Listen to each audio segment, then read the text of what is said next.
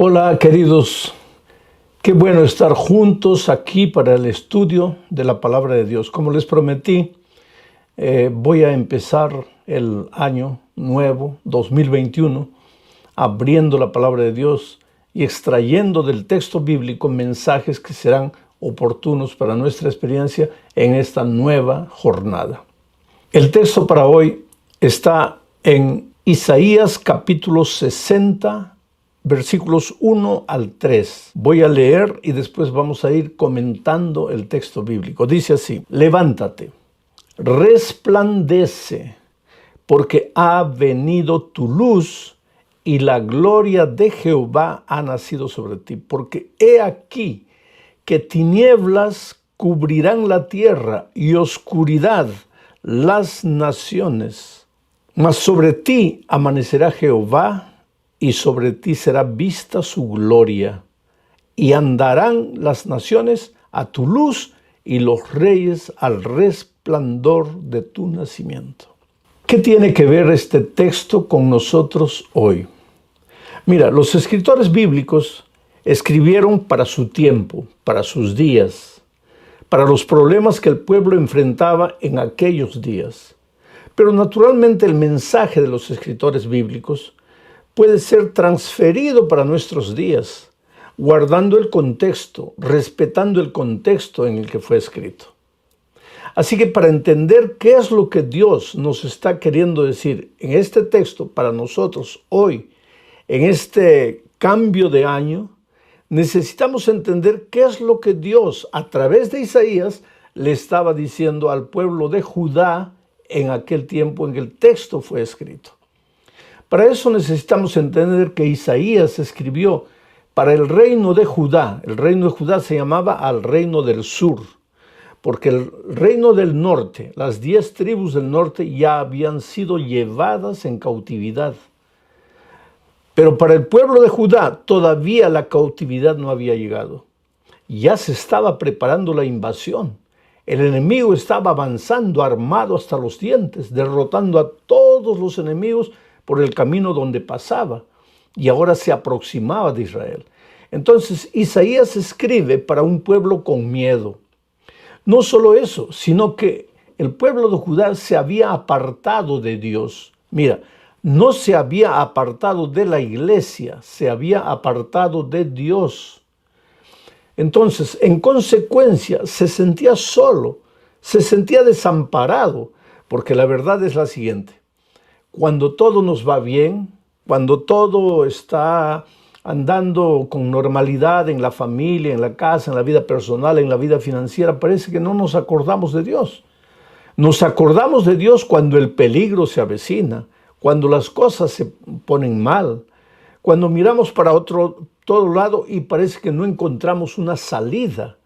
Entonces el pueblo de Israel, delante de esas circunstancias, al sentir que el peligro venía, al sentir que había violencia, había injusticia como consecuencia de su apartamiento de Dios, había explotación de los más ricos por los más pobres sufrían, los más ricos los explotaban. Era una situación calamitosa. No solo eso, aparecía cualquier enfermedad, cualquier dificultad, cualquier desgracia, ellos ya pensaban: es que Dios nos ha abandonado, es que Dios nos ha dejado. La verdad, querido, cuántas veces digo en mis mensajes: Dios nunca se aparta de ti. Dios te ama. Tú eres la cosa más preciosa que Dios tiene en esta vida. Somos los seres humanos que nos apartamos de Dios. Y cuando nos apartamos de Dios, vienen dificultades. Quiere decir, aunque tú estés bien con Dios, las dificultades pueden venir también. Pero cuando tú estás en Dios, aunque las dificultades vengan, tú no te desesperas. Porque tú sabes que tu Dios es todopoderoso. Estás escondido bajo sus alas. Estás unido a la roca. Estás conectado a la vid. Los enemigos pueden venir, las dificultades pueden venir, pero tú no tienes miedo, porque tú sabes que tu Redentor vive y después de la oscuridad vendrá el día. Bueno, en este contexto es que Isaías escribe al pueblo de Judá en el capítulo 60. Si tú lees el 59, vas a ver que el 59 es un capítulo de oscuridad.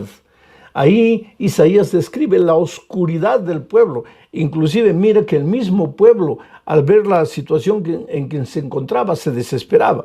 Mira lo que dice el capítulo 59 de Isaías, versículos 9 y 10. Dice así: por esto, ¿por qué? Por haberse apartado de Dios. Por esto se alejó de nosotros la justicia. Quiere decir, vivían en un país de injusticias. Y no nos alcanzó la rectitud. Las cosas no les salían bien. Todo les salía mal. Esperamos luz y he aquí tinieblas. Por eso le llaman al capítulo 59 de Isaías el capítulo de la oscuridad. Esperamos resplandores y andamos en oscuridad. Ahora mire esta descripción. Palpamos la pared como ciegos y andamos a tientas como si no tuviéramos ojos. Tropezamos a mediodía, como de noche estamos en lugares oscuros como muertos. Mira qué tragedia. El pueblo se había apartado de Dios y en la dificultad que hacían, miraban para aquí, tocaban esta puerta, querían abrir esta ventana, buscaban dónde está la solución, y no encontraban la solución. ¿Por qué? Porque se habían apartado de Dios. Entonces ahora, con esto en mente, vamos a leer de nuevo el texto inicial de Isaías capítulo 60, versículos 1 al 3. Dice: Dios advierte a su pueblo y dice: levántate, resplandece, porque ha venido tu luz. ¿Cómo ha venido tu luz? En el 59 no está diciendo el pueblo que estamos en la oscuridad, estamos como ciegos, no sabemos qué hacer, estamos como en la medianoche. Y ahora en el capítulo 60, en el primer versículo, Dios le dice al pueblo: levántate, resplandece, porque ha venido tu luz. ¿A qué se refiere? Entonces sigo leyendo el texto para que entiendas. Y la gloria de Jehová ha nacido sobre ti. Porque he aquí tinieblas cubrirán la tierra y oscuridad naciones, pero la gloria de Jehová, pero la luz del Señor brillará sobre ti. ¿A qué se refiere? Es que Isaías, querido, es el profeta evangélico por excelencia. De todos los profetas del Antiguo Testamento, Isaías es el que más habló del ministerio de Cristo, de su concepción virginal, de su nacimiento, de su niñez, de su ministerio, de su sufrimiento, su dolor, finalmente su muerte y finalmente del triunfal retorno de Jesucristo a esta tierra. Entonces, cuando Isaías se refiere aquí, ha llegado tu luz. Cuando él dice, la gloria de Jehová ha nacido sobre ti, se está refiriendo a la llegada de Jesús a la vida de su pueblo. Está hablando de la primera venida de Cristo. Está hablando del Mesías que llega para libertar a su pueblo del poder de las tinieblas. Está hablando del Señor Jesucristo que llega para romper las cadenas de esclavitud. Está hablando del Señor Jesucristo que viene trayendo la libertad del pecado, la salvación, la redención. Ahora vamos a tratar de aplicar el texto de Isaías para nuestros días. Hoy, querido, vivimos en días de tinieblas y de oscuridad. Las naciones están angustiadas y desesperadas. ¿Quién diría el 31 de diciembre del año anterior, del año 2019, cuando íbamos a entrar al año 2020?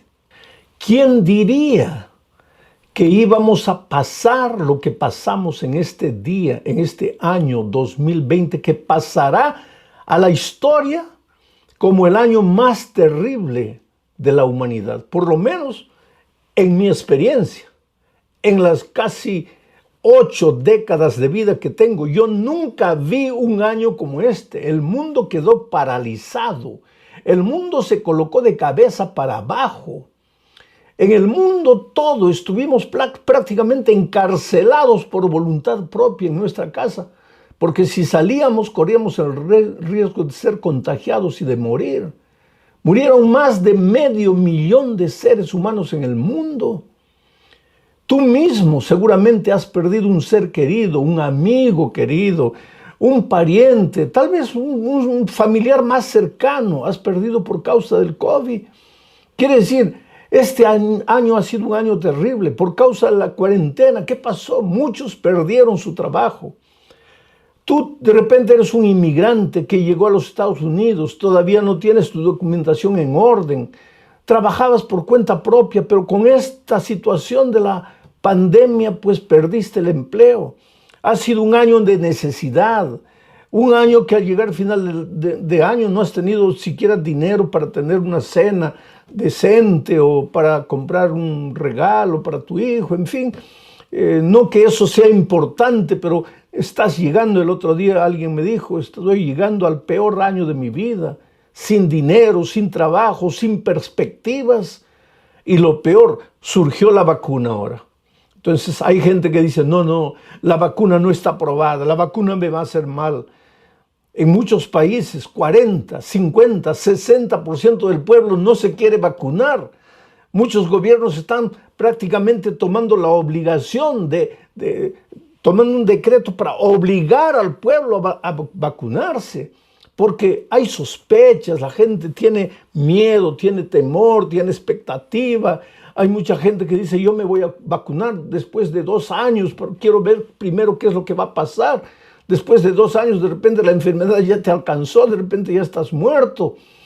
Y entonces hay mucha gente también que comienza a inventar cosas. No, porque la vacuna trae la marca del 666 para que seas perseguido, porque ya viene el decreto dominical, porque esto, porque aquello. Que decir, no hay base ninguna para afirmar cosas así. No hay base ninguna para tener miedo de lo que viene. Pero el texto dice, es que el mundo estará envuelto en oscuridad. El mundo estará envuelto en tinieblas. Y cuando viene la oscuridad y vienen las tinieblas, viene el miedo, viene la desesperación, porque, ¿qué dice el texto? En el tiempo de Judá, la gente tocaba la pared, apalpaba la pared, no había salida, y el temor se apoderaba de ellos. Y en esas circunstancias viene el profeta y dice, pero tú, querido, no tengas miedo, porque el Señor Jesucristo está llegando a tu vida. Y cuando Jesús llega a tu vida, llega la oscuridad. Tus ojos se abren, porque nosotros todos somos como ciegos espirituales. Nuestros ojos físicos ven, pero nuestros ojos espirituales no ven. Entonces necesitamos que la mano curadora, poderosa, maravillosa, amorosa del Señor Jesucristo toque nuestros ojos para que nos haga entender que aunque la oscuridad rodea el mundo, para nosotros hay luz. Tú tienes la salida. Cuando el Señor Jesucristo estuvo en esta tierra, encontró paralíticos que no podían andar. Los tocó o les habló y los hizo caminar. Por eso el texto dice, levántate. Ya no necesitas estar paralizado por el miedo. Aunque la oscuridad rodee a los pueblos y a las naciones, para ti no, para ti llegó el Señor Jesucristo, llegó la luz. Ahora mi pregunta es, querido, llegó Jesús a tu vida, pero la pregunta es, ¿le abriste el corazón? ¿Le abriste el corazón? ¿Dejaste al Señor Jesucristo entrar?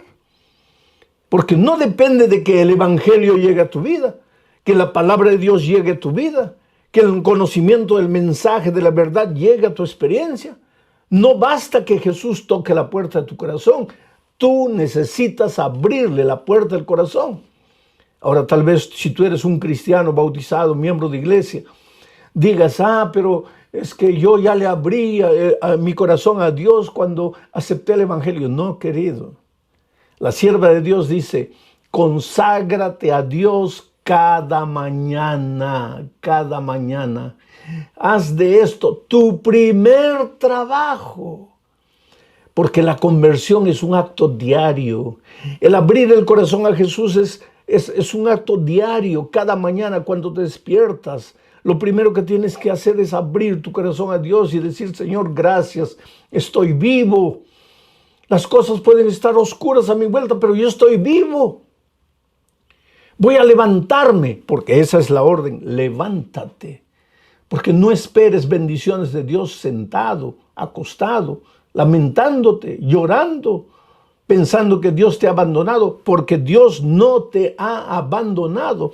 Es interesante que en el capítulo 59, que es el capítulo de las tinieblas, porque el capítulo 60 de Isaías es el capítulo de la luz, del amanecer, pero en el capítulo 59, el versículo 1, los versículos 1 y 2 dicen así: He aquí que no se ha acortado la mano de Jehová para salvar, ni se ha agravado su oído para oír, pero vuestras iniquidades han hecho división entre vosotros y vuestro Dios, y vuestros pecados han hecho ocultar de vosotros su rostro para no oír.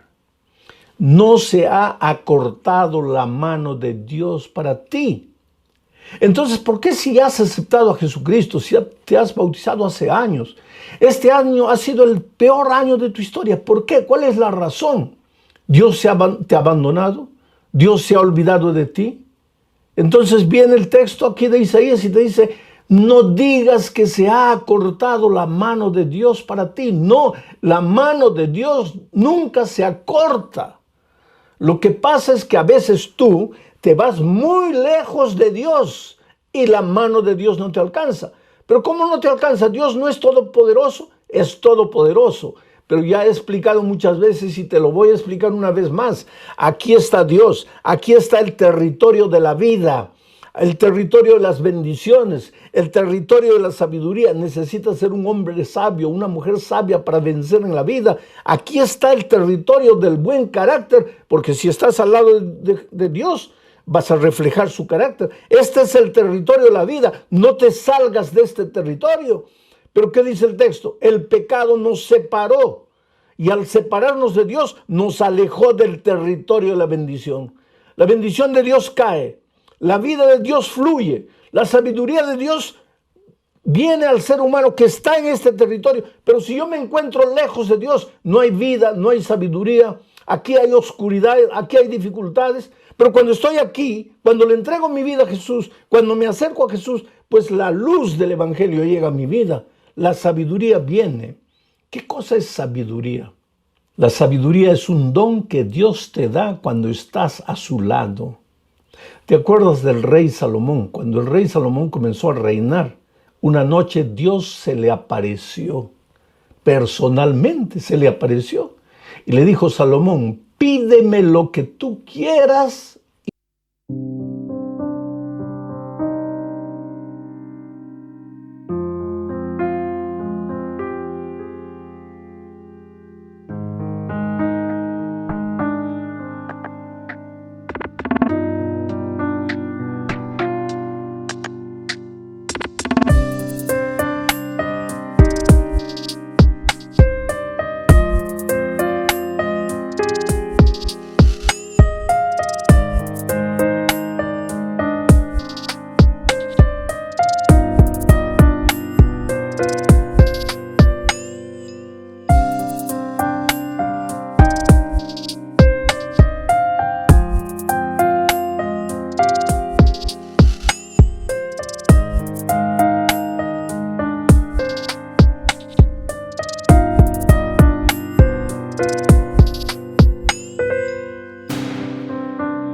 Y yo te lo daré. ¿Qué le pedirías tú a Dios? Dime, ¿qué le pedirías? Si en este momento, al terminar el año 2020 y empezar el año 2021, Dios se presentara a ti y te dijera: hijo, pídeme lo que quieras y en este año que estamos comenzando, yo te lo daré. ¿Qué le pedirías? ¿Le pedirías un nuevo empleo? ¿Le pedirías dinero? ¿Le pedirías que te ayude a comprar una nueva casa? ¿Le pedirías que te cure? ¿Le pedirías que saque a tu hijo de las drogas? ¿Le pedirías que salve tu matrimonio que se está destruyendo? ¿Qué le pedirías? Salomón podría haber pedido lo que sea, porque Dios le dijo: pídeme lo que quieras. Y Salomón le dijo: Señor, solo dame sabiduría. Sabiduría. En hebreo la palabra yokmah, sabiduría. ¿Qué otros sinónimos de sabiduría podríamos utilizar para que entiendas lo que quiere ser sabiduría? Porque sabiduría no es conocimiento. Sabiduría es el uso correcto del conocimiento.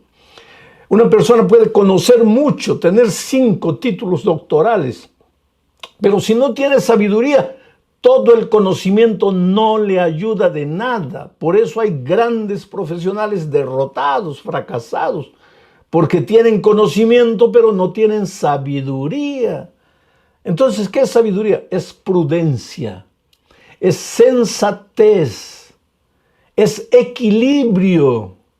En Brasil han inventado una palabra, es desconfiómetro. No está en el diccionario, pero el pueblo ha inventado desconfiómetro. Tú sabes que el termómetro sirve para medir la fiebre. El desconfiómetro sirve para que tú sepas hasta dónde ir y hasta dónde no ir. Que es sabiduría, equilibrio. Cuándo decir algo y cuándo quedarte callado. Cuándo pedir, cuándo no pedir. ¿Cuándo ir? ¿Cuándo no ir? Esa sabiduría es un don divino que Dios da a todo el que va a Él. Por eso Santiago dice, si alguien tiene falta de sabiduría, pídasela a Dios. Pero es que cuando tú vienes a Dios, cuando entras al territorio divino, pues entraste al territorio de la vida, al territorio de las bendiciones, al territorio de la sabiduría. Y cuando Dios te da sabiduría, tú eres capaz de resolver los problemas. Esos problemas en los que tú piensas que te estás ahogando. Ya no tengo salida. Ya estoy perdido. Es porque tus ojos no ven la vida con sabiduría. ¿Y por qué? Porque no estás en el territorio de la luz. Y yo te digo una cosa, puedes inclusive estar en la iglesia. Y la iglesia te va a dar mucho conocimiento bíblico, pero no estás en el territorio de la luz, porque Dios no está hablando aquí de estar apenas en la iglesia. No digo que no tienes que estar en la iglesia. Yo soy un fiel miembro de iglesia. Los sábados, cuando no habían tiempos de pandemia, yo estaba en la iglesia generalmente predicando. Estar en la iglesia es una cosa, estar en Cristo es otra cosa diferente. No es solamente ir una vez por semana a la iglesia, es vivir todos los días una experiencia de vida, de comunión, de compañerismo con Cristo. Y cuando tú estás en Cristo viviendo esa experiencia, pues entonces fluye la vida, fluye la sabiduría y fluyen las bendiciones. Por eso, querido, yo te desafío, al entrar a este nuevo año, hijo, en el nombre de Dios, levántate. No tienes por qué estar caído. Tu año, el año que pasó, puede haber sido el peor año de tu existencia. En este momento puedes sentir que tu vida está destruida. En este momento, tal vez la culpa puede tocar la puerta de tu corazón y decirte, tú eres el culpable por todo. Tú te fuiste, tú abandonaste a Dios. En este momento, tal vez puedes hacer un balance de todos los errores que cometiste, pero yo te digo, la luz llegó, la gloria de Dios llegó para ti. Su carácter puede cubrir tu carácter, su justicia puede cubrir tu injusticia, su santidad puede cubrir, erradicar de tu vida el pecado. Por eso levántate, resplandece, brilla, acontece, sucede. Que los seres humanos te vean y, como dice el texto, quieran ir atrás de ti para preguntarte cuál es el secreto de la victoria. ¿Por qué tú el año pasado eras un hombre derrotado y este año eres un hombre victorioso? ¿Qué pasó en tu vida? Y entonces tú tengas la oportunidad de decirles, es que yo al comienzo del año me entregué al Señor Jesucristo. Abrí la puerta de mi corazón, dejé que entrase la vida, las bendiciones, la sabiduría. Y Dios me está ayudando a vivir con equilibrio y con sabiduría. Te voy a contar una historia dramática que escuché hace pocos días y que me emocionó por el poder maravilloso y transformador de Dios. El año pasado, un caballero estaba terminando el peor año de su vida. Había sido despedido del empleo después de 30 años. Y él se preguntaba, con casi 60 años de edad, ¿quién me va a dar un nuevo empleo? ¿Dónde voy a encontrar un nuevo trabajo? Entonces llegó al final del año 2019, como el peor año de su vida. Sin dinero, quiere decir, había sacado un buen dinero de la empresa por los derechos que tenía como trabajador, pero ahora estaba con miedo de gastar el dinero porque decía, a estas alturas de mi vida nadie me va a dar empleo, voy a tener que vivir de este dinero. Entonces le dijo a la esposa, a los hijos, tenemos que usar este dinero con sabiduría, con criterio, no podemos gastar porque vamos a vivir de este dinero y yo no tengo empleo. Había buscado empleo octubre, noviembre, diciembre, nada, y no encontraba empleo.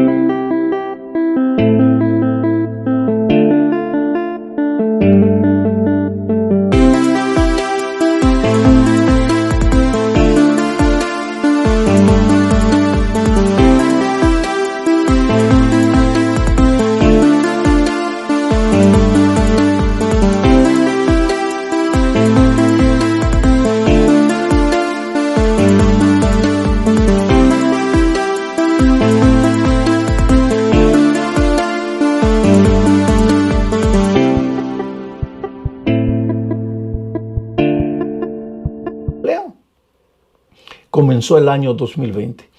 Antes de comenzar, en la época natal, vio que andaban vendiendo mucha bicicleta por causa de Navidad, ¿no? Las tiendas de bicicleta venden bastante. Y de repente le vino una idea.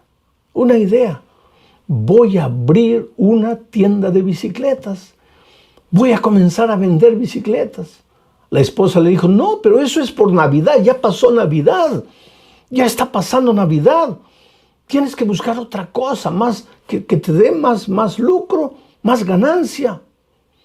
En esos días él estaba estudiando la palabra de Dios. Estaba aceptando el evangelio en su corazón. Inclusive antes de entrar al nuevo año, él se bautizó. Hizo un pacto con Dios. Era un hombre bueno. Llevó la familia toda a la iglesia. Los 2 hijos mayores se bautizaron, la esposa se bautizó, la familia entera se bautizó. Y comenzó enero. Y decidió abrir la tienda de bicicletas contra los consejos de la propia familia, contra los consejos de los amigos y familiares. Porque él decía, esta idea me lo colocó Dios en el corazón. Abrió la tienda con 15 bicicletas. Comenzó a vender. Ahí vino la pandemia, la bendita pandemia, el bendito virus. Paralizó literalmente a la ciudad, paralizó al país. Pero yo no sé cómo fue en otros países, pero en este país, en el Brasil, donde estoy en este momento y de donde estoy predicando el evangelio, en este país el negocio de bicicletas tuvo un despertar extraordinario. Se vendieron tantas bicicletas y él comenzó a vender. Venía la pandemia, la gente no salía, la gente no compraba, la gente no vendía, pero las bicicletas se iban. Y el mes de noviembre él no tenía más bicicletas porque la fábrica no se daba abasto de tiempo para abastecer las bicicletas. Quiere decir, este año fue su año de resplendor. Ahora él entiende este texto, levanta